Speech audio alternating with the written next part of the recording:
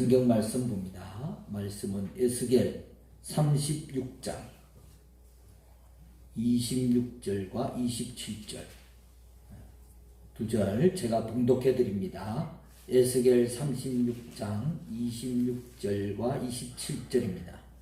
또 새 영을 너희 속에 두고 새 마음을 너희에게 주되 너희 육신에서 굳은 마음을 제거하고 부드러운 마음을 줄 것이며 또 내 영을 너희 속에 두어 너희로 내 율례를 행하게 하리니 너희가 내 규례를 지켜 행할지라. 아멘. 인생과 여행은 그래서 신비롭다. 설령 우리가 원하는 것을 얻지 못하고 예상치 못한 실패와 시련, 좌절을 겪는다 해도 우리가 그 안에서 얼마든지 기쁨을 찾아내고 행복을 누리며 깊은 깨달음을 얻기 때문이다. 김영하 작가의 여행의 이유라는 글에서 나온 부분입니다. 이 김영하 작가가요, 방학기간 동안에 자기가 소설을 쓸 마음으로 상하이에, 자기를 아무도 모르고 찾지 않는 그런 상하이에 숙소를 구하고 필요한 준비를 다 했는데요. 근데 가장 중요한 비자 서류가 이제 놓친 부분이 있어가지고 상하이 공항에 도착하자마자 곧바로 추방돼가지고 다시 한국으로 돌아왔어요. 근데 신기한 일은 그때부터 시작되었습니다. 인천공항에 도착하자마자 다시 돌아왔으니까 자기 계획이 다 물거품이 됐잖아요. 그런데 그때부터 뭔가에 홀린 사람처럼 그날부터 그냥 집에 돌아와서 소설을 쓰기 시작해가지고 그 짧은 방학기간 동안에 장편 소설 한 권을 다 쓰고 자기가 평소에도 그렇게 바라던 그 소설가의 꿈을 이루었다는 거예요. 그래서 작가는 참 인생의 신비를 말하는 것이죠.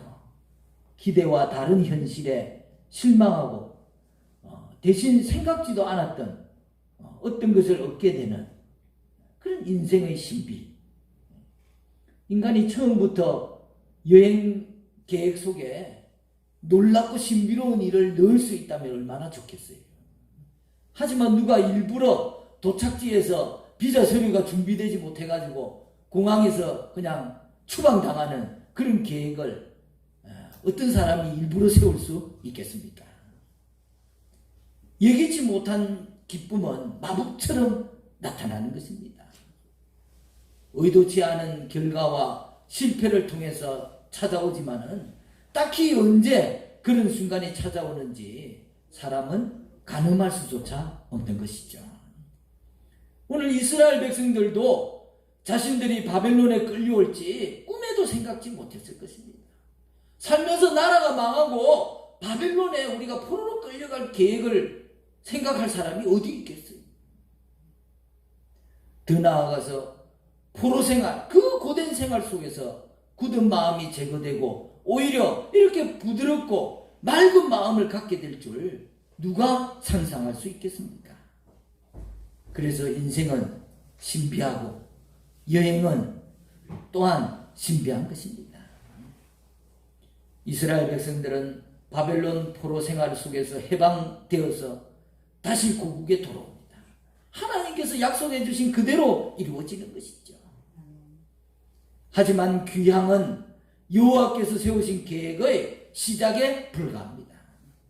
왜냐하면 다시 돌아온다고 해서 그것만으로 새로워지는 것이 아니기 때문에 그렇습니다. 하나님은 이스라엘의 복된 미래를 위해서 더 많은 것을 준비해 주십니다. 먼저는 제의적으로 모든 우상숭배로부터 깨끗하게 하여서 하나님 백성으로 가나안 땅에 살 수 있는 자격을 회복해 해주십니다. 물론 죄를 용서받는다고 해서 이스라엘의 미래가 보장되지 않습니다. 죄의 유혹에 맞서 싸울 힘이 없다면 이스라엘의 구원과 해방은 얼마 가지 않아가지고 다시 과거의 그 잘못을 반복하게 될 것입니다. 지금까지 이스라엘의 모습을 통해 그들의 한계, 그들의 부족을 잘 아시는 하나님께서 그들이 하나님 말씀을 지키며 살 수 있도록 그들의 영적 무지와 무능력을 치유하여 주시는 것입니다. 우리 26절을 제가 한번 다시 읽겠습니다. 또 새 영을 너희 속에 두고 새 마음을 너희에게 주되 너희 육신에서 굳은 마음을 제거하고 부드러운 마음을 줄 것이며, 새 영, 새 마음, 굳은 마음을 제거하고 부드러운 마음을 주시는 것입니다.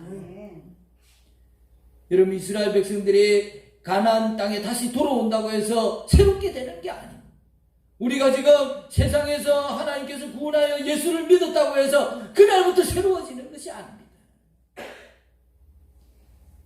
굳은 마음은 돌처럼 딱딱한 마음, 멸망하기 전에 이스라엘의 악한 성품, 다시 말해서 예수 믿기 전에 강팍한 인간의 마음을 말하는 것입니다. 부드러운 마음은, 이게 문자적으로는 해석을 부드러운 마음이라고 했는데요, 문자적으로는 렛바사르, 즉 살의 마음이에요. 즉 육신의 마음. 이 바사르라는 것이 육신을 말하는 거거든요. 이 바사르의 마음이라는 것은 피조물로서 인간이 죽고 유한한 인간의 이 육신의 덧 없음을 아는 마음이라는 의미예요. 하나님께 주시는 바사르의 마음은 자기 존재가 바사르, 연약한 육체다, 나의 연약함을 깨닫고 창조주이신 하나님께 겸손히 나아가 자신의 실존을 맡기는 마음인 것입니다. 자, 우리 같이 해봅시다. 바사르, 렛바사르, 육신의 마음, 연약한 인간의 실존을 깨닫는 마음. 그래서 늘 인간이 내가 연약하구나, 하나님 앞에 의지해야 되겠구나, 그런 마음을 가진다는 거예요. 그게 부드러운 마음이라는 것입니다. 다시 돌아와서 기쁘지만 현실은 정글처럼 냉혹하고 우상은 여전히 매력적입니다. 옛날 그 마음으로는, 내 힘만으로는 이 현실을 이길 수가 없는 것이죠. 여러분, 하나님의 영이 새 마음을 주실 때만이 하나님의 이름에 걸맞는 하나님의 자녀다운 거룩한 삶을 사는 것이 가능합니다.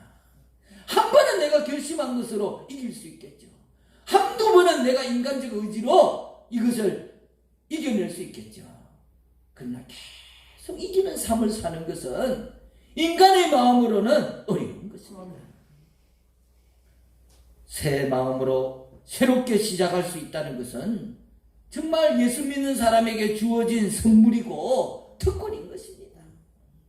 그리스도인은 어떤 상황에서도 새롭게 시작할 수 있습니다. 왜? 하나님께서 새 마음을 주시기 때문에 그래요. 먼저 우리는 무엇보다도 우리 안에 하나님 나라가 이루어진다는 사실을 마음속에 깊이 확신해야 되겠습니다. 천국이 딴 데 있는 것이 아니라 내 마음 안에 있다는 사실을 확신해야 되겠습니다.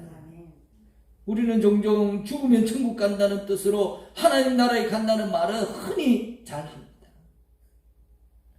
하나님 나라가 그러나 지금 우리 가운데 임한다는 말은 잘 쓰지 않습니다.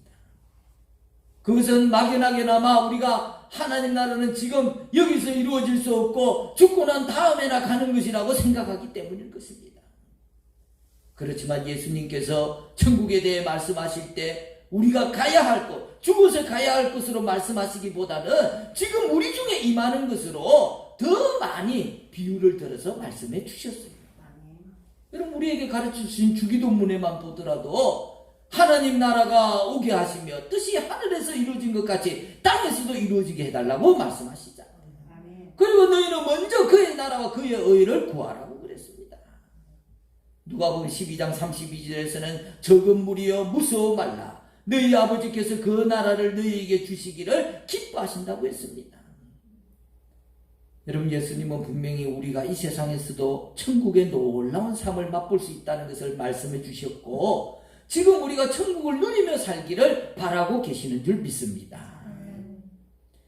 여러분, 내 마음속에, 내 삶 속에 천국을 주신다, 천국이 임할 수 있다, 그걸 확신한다면 그것을 구하시기 바랍니다. 그리고 그것을 누리는 삶을 사시기를 바랍니다. 새롭게 시작할 수 있고 변화될 수 있다는 것, 천국이 내 안에 이루어질 수 있다는 것, 이것은 얼마나 놀라운 선물이고 그리스도인의 특권이 되는 것입니다. 유명한 선교학자 피터 와가는 교수가요, 천국에 없는 것들을 6가지를 꼽았는데, 가난이 없고 전쟁이 없고 압제당하는 자가 없고 귀신 들린 자가 없고 아픈 자가 없고 버림받은 자가 없다 그랬어요. 또 긍정적으로 표현하면 천국의 삶은 참 사랑과 기쁨과 감사와 평안의 삶이다라고 말하고 있는 것입니다. 그러나 많은 사람들이 신자라 할지라도 정말 이런 천국의 삶을 내 삶 속에서 누리고 있는가? 매우 회의적입니다. 우리가 예수를 나의 구주로 영접하고 그 순간 이미 하나님 나라의 백성이 되었는데, 하나님 나라 백성이 앞으로 될 게 아닙니다. 예수님을 영접하는 그 순간에 이미 나는 하나님 나라의 백성이 되었어요. 과거가 된 것입니다. 그러므로 지금 당연히 하나님 나라에서 누릴 모든 권한과 자격이 우리에게 있는 것입니다. 예수님이 계시고 하나님께서 다스릴 수만 있다면 내 마음속에서도, 우리 가정 속에서도, 우리 교회도 얼마든지 천국이 이루어지는 것입니다. 우리가 찬송은 잘 하잖아요. 438장에 보니까 높은 산에 거친 들이 조막이나 궁궐이나 내 주 예수 모신 곳이 어디나 하늘나라. 아니, 찬송은 막 그 어디나 다 하늘나라다. 내가 있는 우리 집이 하늘나라다. 그 찬송 부르고 있으면 거기가 하늘나라가 돼야 되잖아요. 여러분, 우리에게 천국에 대한 강한 확신이 필요합니다. 근데 안타깝게도 찬송은 그렇게 하면서도 진짜 어디에 있든지 그게 하늘나라다라고 믿는 사람들이 많지 않아요. 여러분, 교회의 역사를 보십시오. 교회의 부흥은 천국을 맛볼 수 있을 때 왔어요. 초대교회를 보십시오. 얼마나 놀라운 핍박이 있었습니까? 잡혀가지고 사자의 밥이 됐어요. 예수 믿는다는 이유 하나만으로 끌려가가지고 사자의 밥으로 던져졌습니다. 누가 오늘 사자밥으로 던져졌다 하면 어떤 사람이 내가 예수 믿겠다고 하겠어요? 믿는 사람들도 다 도망갈 것입니다. 그런데 오히려 초대교회에 매일 3,000명씩 부흥됐다고 그랬어요. 어떻게 이렇게 회개하고 죽음도 두렵지 않게 예수 믿는 사람들이 생겨날 수 있었겠습니까? 바로 예수 믿고 천국이 경험되어졌기 때문에 그렇습니다. 오순절 마가의 다락방에 성령이 제자들에게 임하고 그때부터 제자들의 삶이 바뀌고 생각이 바뀌고 교회의 분위기가 달라지고, 여러분, 참 사랑, 참 기쁨, 참 소망을 교회 안에서 발견하게 된다면 많은 사람들이 돌아오게 될 것입니다. 여러분, 하나님 나라는 지금 여기 우리 교회, 여러분의 가정에서도 내 안에서 얼마든지 이루어지는 것입니다. 이게 하나님 뜻이고 하나님의 약속입니다. 여러분의 삶은 지금 천국의 맛이 나고 있습니까? 예수 믿고 하나님 자녀가 되었는데 지금 내 삶이 천국이 되었습니까? 우리 교회는 천국의 맛이 있습니까? 우리가 하나님의 자녀이고 천국 백성인데 우리 교회가, 나의 가정이, 내 삶이 천국이 아니다. 아니, 내가 신분증은 대한민국 신분증을 받았는데, 아니, 대한민국 국민으로서 아무 권리와 의무도 살고 있지 못하다. 이게 뭐가 안 맞는 거잖아요. 이상한 거잖아요.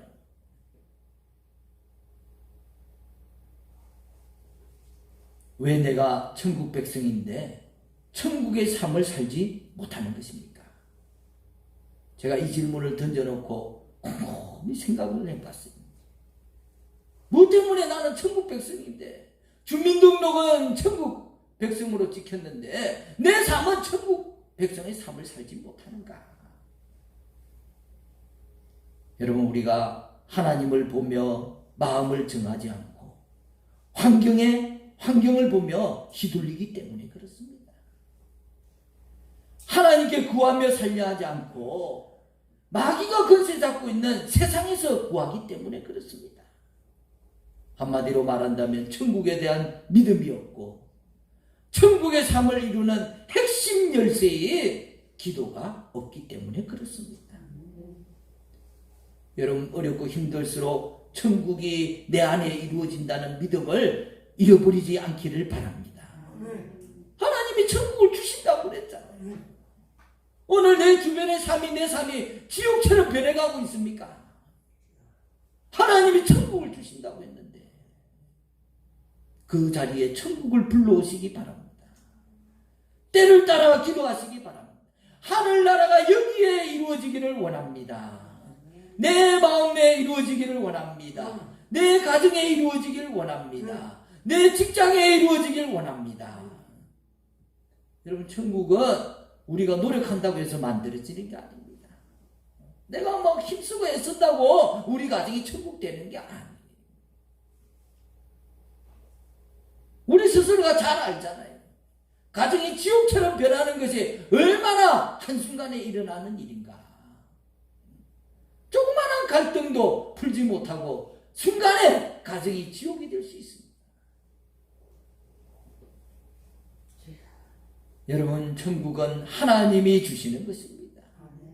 그런데 우리가 주셔도 잘 누리지 못하고 여전히 지옥을 만들어 사는 사람들이 있기에 하나님께서 그 주신 것을 누릴 수 있도록 오늘 우리에게 새 마음을 주신다는 거예요. 26절 27절 제가 또 다시 한번 읽겠습니다. 또 새 영을 너희 속에 두고 새 마음을 너희에게 주되 너희 육신에서 굳은 마음을 제거하고 부드러운 마음을 줄 것이며 또 내 영을 너희 속에 두어 너희로 내 율례를 행하게 하리니 너희가 내 규례를 지켜 행할지라. 하나님께서 이스라엘 백성들에게 가나안 땅을 주시고 율법을 주셔서 하나님 나라를 만들어 살게 해 주셨습니다. 그런데 이스라엘 백성들은 전혀 하나님 나라의 삶을 누리지 못할 뿐만 아니라 오히려 실패하고 패망해버리고 말았어요. 그것은 가나안 땅이나 율법의 잘못이 아니고 이스라엘 백성의 마음에 문제가 있었기 때문에 그렇습니다. 마찬가지로 우리가 천국을 누리지 못하고 있다면 그것은 자신의 환경이나 처지가 문제가 아니라 나의 마음에 결정적인 문제가 있다는 것을 깨달으시기를 바랍니다. 내 마음에 문제가 있다는 것을 깨달아야 됩니다. 그걸 깨달아야 천국을 불러올 수 있는 열쇠를 여는 거예요. 내 마음에 지금 문제가 있는 것입니다. 내가 어떤 마음을 먹느냐에 문제가 있는 것입니다. 여러분, 보통 사람 마음속에는 이 세상과 죄를 사랑하고 물질 욕심과 음란과 쾌락과 자랑과 교만이 많은 자리를 차지하고 있어요. 이거 부인할 수가 없잖아요. 그러니까 천국에 대한 천국 생활을 안내하는 하나님 말씀이 들려오면 그걸 받아들이기다 보다는 부담스러워. 그리고 거부하고 밀어내기가 쉬워. 그래서 하나님 말씀은 잘 안 들려옵니다. 여러분, 자녀들에게 부모가 얘기하는 거, 부모 얘기를 어린아이들이 잘 듣습니까? 감사합니다, 기쁩니다, 좋습니다 하고 듣는 게 아니고 부모가 얘기하면 다 잔소리.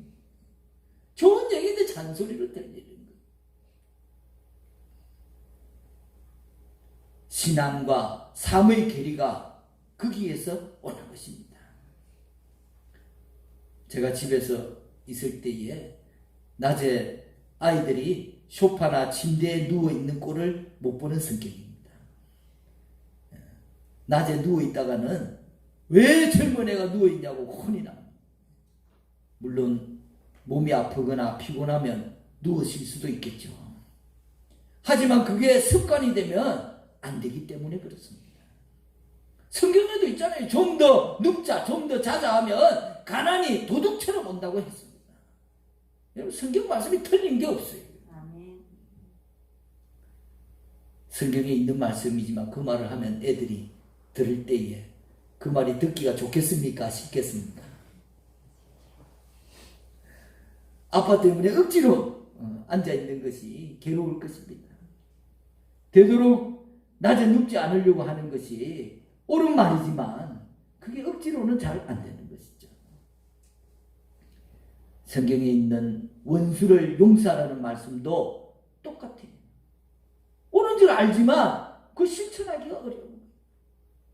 주의 일에 헌신하자는 것도 좋은 얘기지만 막상 일하려고 하면 이 핑계가 나오고 저 핑계가 나오는 거예요. 어려운 거예요. 그러나 하고 싶은 마음이 생긴다면 어떻습니까? 하고 싶은 마음이 생기면 어려움이 다 사라지는 거예요. 오히려 감사하고 그걸 하는 게 쉬워지는 것입니다. 이것이 은혜 받았을 때에 이루어지는 것입니다. 그러므로 우리가 뭔가 어렵게 느껴진다면은 그것은 마음이 은혜에서 떠나 있는 증거인 거예요. 하나님께서 말씀을 통해 천국을 누리게 하시기 위해서 먼저 우리의 마음을 수술하십니다. 이것이 바로 이 수술이 바로 예수 십자가 보혈의 피로 인한 회개이고 성령으로 채워주시는 성령 충만의 피인 것입니다. 예수님의 보혈로 우리의 마음의 죄를 다 씻어버리고 성령께서 우리 마음에 들어오셔서 우리를 이끌어 가시는 것입니다. 말씀이 달라진 것이 없고 내 주변이 달라진 것이 없습니다.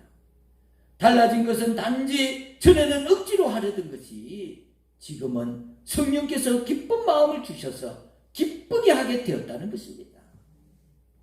여러분, 하나님은 우리의 업적이나 하고 있는 일을 보시는 것이 아닙니다. 착각하지 말아야 돼요. 하나님 앞에 내가 뭐 헌금을 어떻게 했느냐, 교회에 어떤 봉사를 했느냐, 뭘 이루었느냐, 그걸 보시는 분이 아니고 하나님은 우리 마음을 보시는 분입니다. 사무엘서 13장 말씀에 보면 잘 나오잖아요. 사무엘이 이새의 아들 중에 왕 세울 만한, 기름 부을 만한 사람을 뽑는 장면이 나옵니다. 사무엘이 볼 때는, 인간적으로 볼 때 맏아들이 최고로 멋있어요. 너무 잘생겼어요. 야, 쟤를 꼭 왕으로 뽑아야 되겠구나. 근데 하나님이 그 사람은 아니야. 그리고 아들들을 다 보고 마지막에 초라한 목동, 가장 볼품없는 못생긴 막내인 다윗을 내 마음에 합한 자라고 그랬습니다. 나의 보는 것은 사람과 같지 아니하니 사람은 외모를 보거니와 나 여호와는 중심을 보느니라. 그 중심을 보신다고 그랬어요. 여러분, 우리 마음을 보시는 것이 얼마나 감사한 일입니까? 외모를 본다면 우린 다 탈락. 저만 탈락이니까.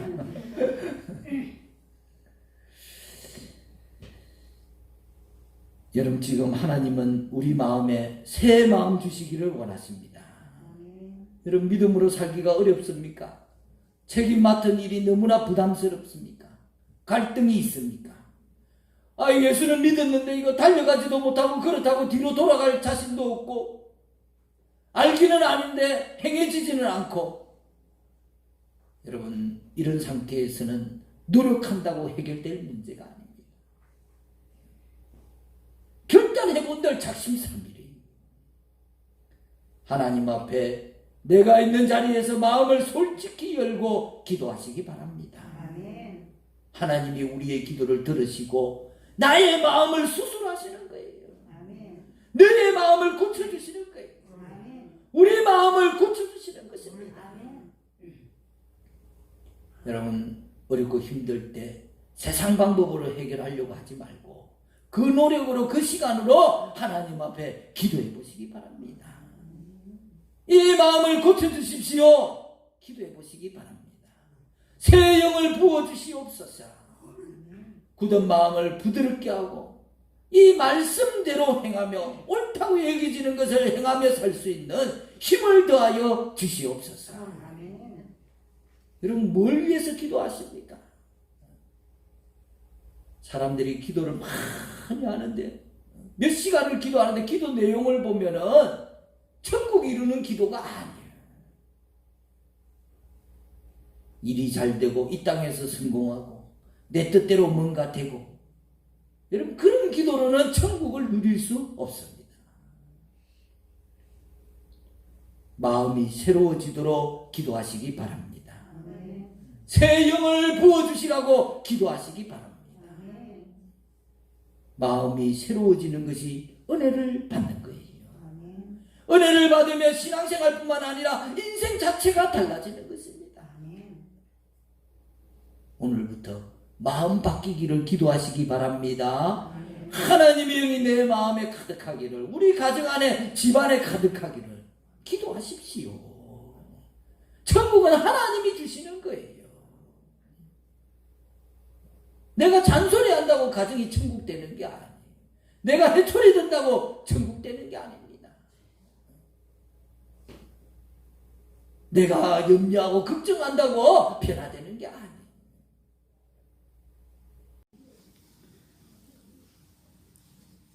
우리 갈릴리 모든 성도들이 성령이 우리 마음에 들어오셔서 마음의 천국이 이루어지고 직장생활, 가정생활, 교회생활에 승리하시기를 간절히 축원합니다. 할렐루야. 하나님 아버지께 영광을 돌립니다. 온갖 염려와 걱정, 갈등, 분노로 천국 백성임에도 지옥처럼 살고 있는 분은 없습니까? 오늘 예수 그리스도의 십자가 보혈의 피로 회개하고 성령의 충만함으로 하늘 천국 가기 전에 지상 천국, 마음 천국 이루어 살 수 있도록 축복하여 주시옵소서. 예수님 이름으로 기도드리옵나이다. 아멘.